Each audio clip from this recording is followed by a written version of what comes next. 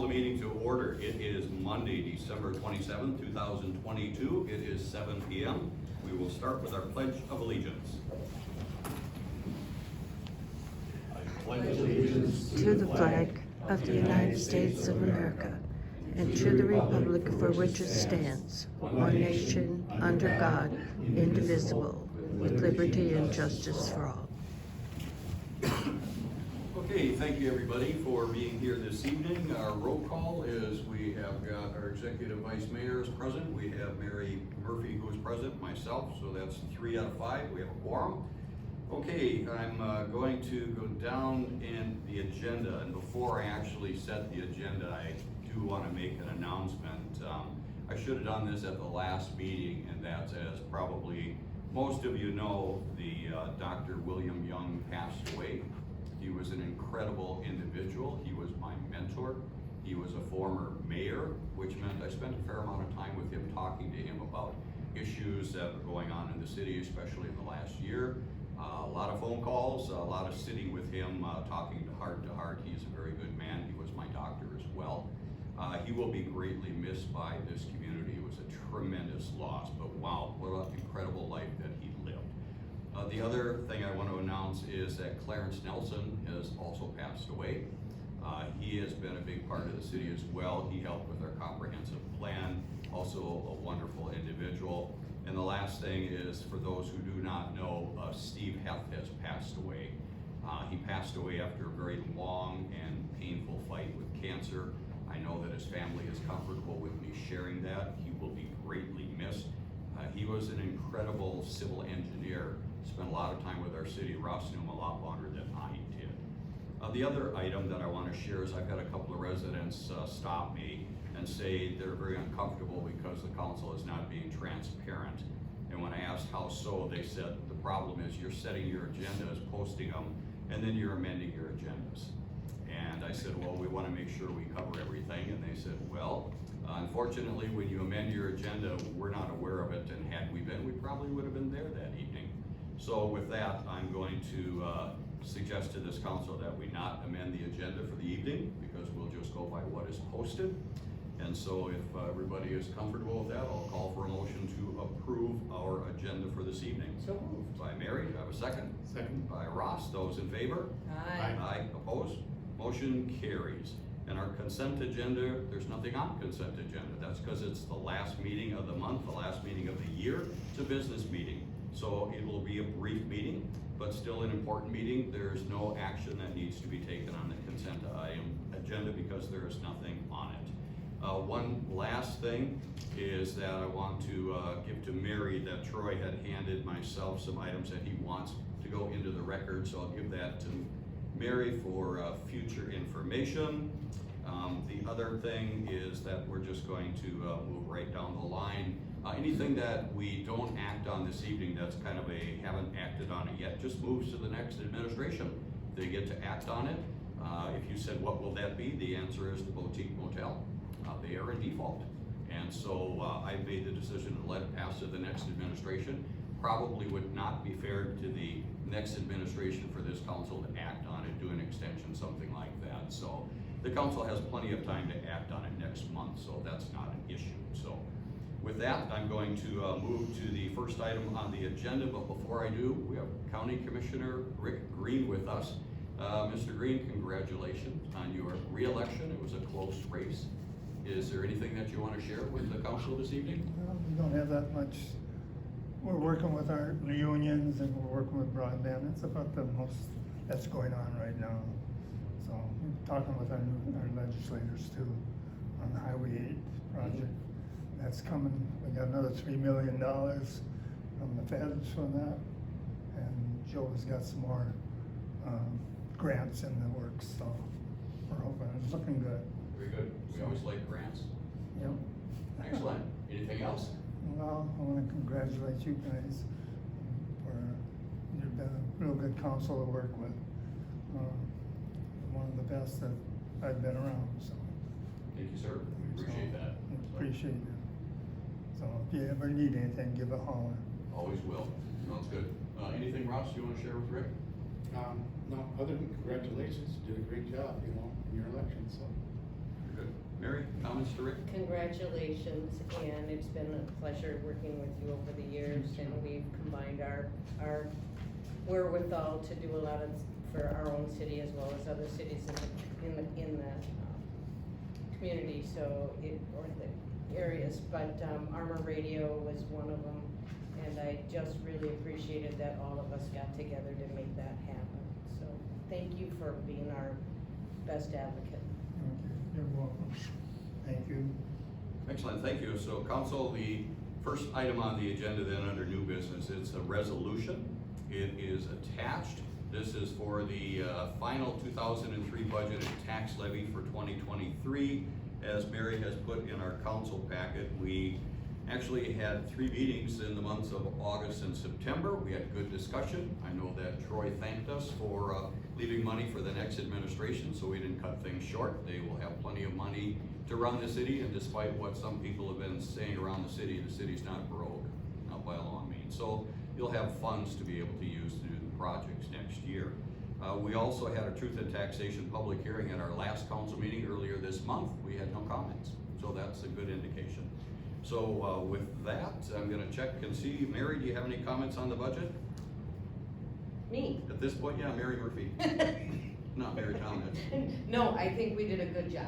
I think we always do a good job, and we keep it very low, Okay. minimal bumps. Sounds good. Thank you. Ross, comments? Yeah, I think actually everything came out great. Actually, the mill rate went down more than I thought it would. I was just amazed that, it's, as you go throughout the years, you try to cut a little bit here and there, but still do improvements in the town. And anyway, I think it's showing up in the end that less taxes, more improvements, so. Very good. And customary to what I've done in the past, I'm gonna tease you a little bit. You must be from Wisconsin. We don't have a mill rate in Minnesota. Okay. We have a tax rate, but I did talk to the county auditor, Bridget Donahue. I wanted to know, or Conrad, and I wanted to know what the tax rate was gonna do for next year. For 2022, the tax rate is 58. It's gonna drop below 50. So it's gonna be 49 point something for the tax rate. So that's, about a 9% drop in our tax rate. And our tax capacity is up substantially. So, okay, looking at the resolution, how does it look to everybody? Everybody comfortable with the language? Yep. Okay, I'm gonna call for a motion then to approve the resolution, which is 22-12-02. It is for the city of Taylor's Falls in Chisago County. We are adopting the final 2023 budget and tax levy 2024, which is collectible in 2023. Is that correct, Mary Tompkins? Yes. Thank you. So do I have a motion to that effect? So moved. By Mary, do I have a second? Second. By Ross, those in favor? Aye. Aye, opposed? Motion carries. And we're on to the next item. This is a new liquor license. This is for a new owner, that's why it's on the agenda. Typically, our liquor licenses, which I believe the other ones have been sent out and we're waiting for information back. So those will be approved by consent agenda, but this is a new one. So the first time we need to actually approve it as a council. It will be located at 366 Bench Street, and it will be a wine bar and retail. It's actually located in the building that used to be where Bitworks was located. I've been talking to the individual and Celia Drill, and I think she's from California. Yes, she is. Yeah, and I've talked to her probably half a dozen times because she's been asking about a liquor license since probably March or April of this year. And she's finally at a point where she said, I'm ready to go. So she's turned in the paperwork. So I believe you have the application, is that correct, Mary? I do have the application and Okay. the documents to do a background check. Okay, I don't have the funds from her yet, however, she will be mailing them in, and I did see something from her today in the mail. I don't know if it was the utility bill or what it was, so okay. it would be all based on whether we receive So it would be conditional. conditional. Okay, sounds good. So is everybody comfortable with issuing the license? Yes. And I understand we do have one available, is that correct? My understanding, yes. Okay, sounds good, and your understanding is from the state of Minnesota, correct? Excellent. So with that, I'm gonna call for a motion to approve the 2023 liquor license. It is for Mystic Travelers Oasis. It is located at 366 Bench Street, and this is conditional that all the necessary documentation, which would be the application, the background check, and the payments are provided to our city treasurer. So motion to approve. So moved. By Ross, do I have a second? Second. by Mary. Those in favor? Aye. Aye, opposed? Motion carries. The last item on the agenda, because it's a brief one, we're kind of wrapping it up. We are looking at the ARPA reserves, and these are funds that we received at a recent meeting. We were made aware of them by Troy. Thank you for that, Troy. And we accepted them by resolution, which is what we're required to do. This is the last distribution. It looks like a little over $56,000. And this is Ross, because you and I believe Larry or somebody, you were Public Works liaisons at the time, and you recommended this for the first time, or actually you did it during the application process. Yep. So why don't you walk us through this? The ARPA funds are, it's a government grant to a lot of cities in America. Anyway, it's restricted to just, utilities, so it'd be water, sewer, not city streets, and anything associated with that. So anyway, the first round of funds we received, we bought 2 pumps for downtown at the sewer lift station, which were, I think, roughly at the time about $58,000. And like I say, we have to replace them every 5 to 7 years.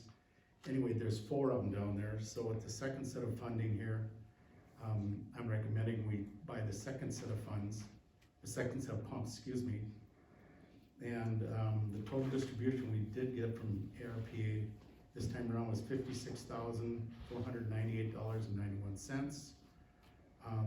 The cost of the pumps has gone up like everything else in America. The cost nowadays is $67,776.32. And like I say, we received $56,498.91.